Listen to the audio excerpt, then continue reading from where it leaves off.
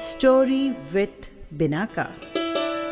सुनिए कहानी बिनाका की जुबानी। लीजिए हाजिर है तेनालीराम की कहानी नली का कमाल।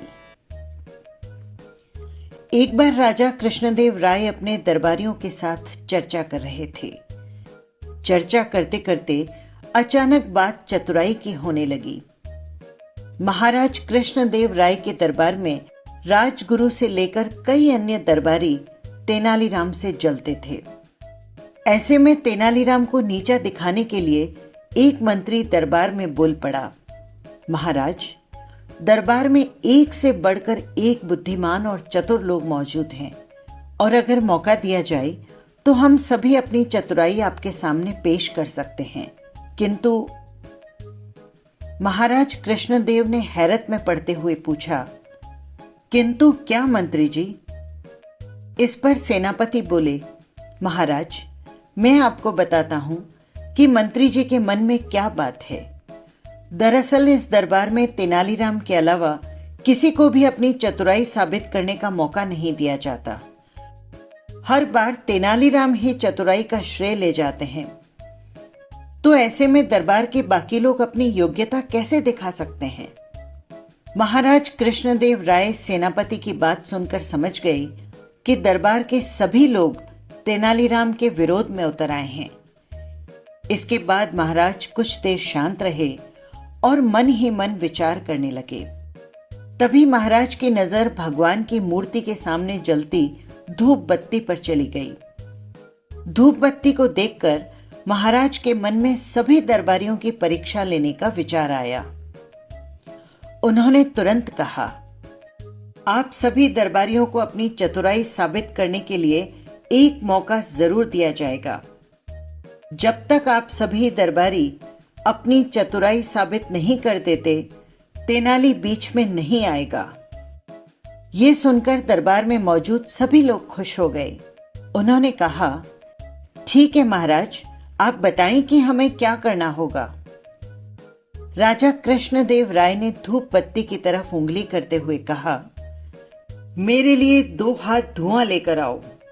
जो भी ये काम कर पाएगा उसे तेनालीराम से अधिक बुद्धिमान समझा जाएगा। महाराज की बात सुनकर सभी दरबारी सोच में पड़ गए और आपस में चर्चा करने लगे कि यह कैसे संभव है।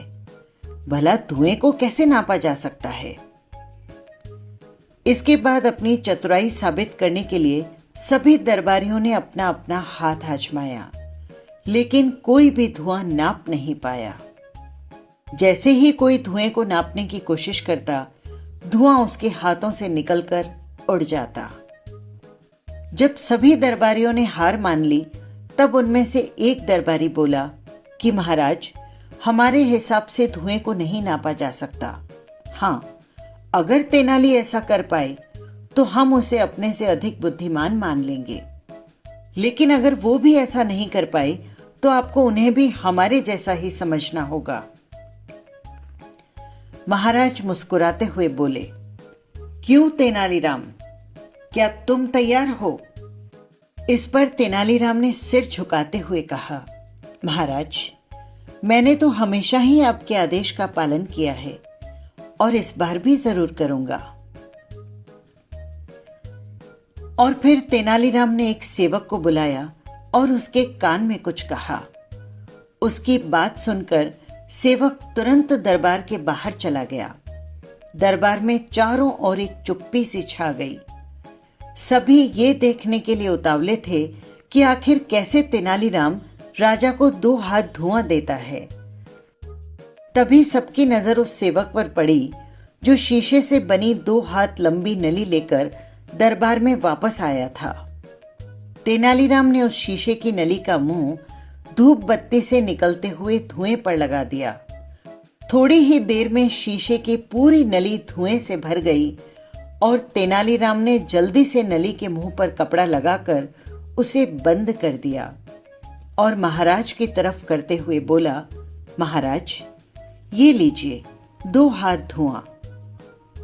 ये देखकर महाराज के चेहरे पर मुस्कान आ गई और उन्होंने तेनाली की नली लेकर दरबारियों की ओर देखा।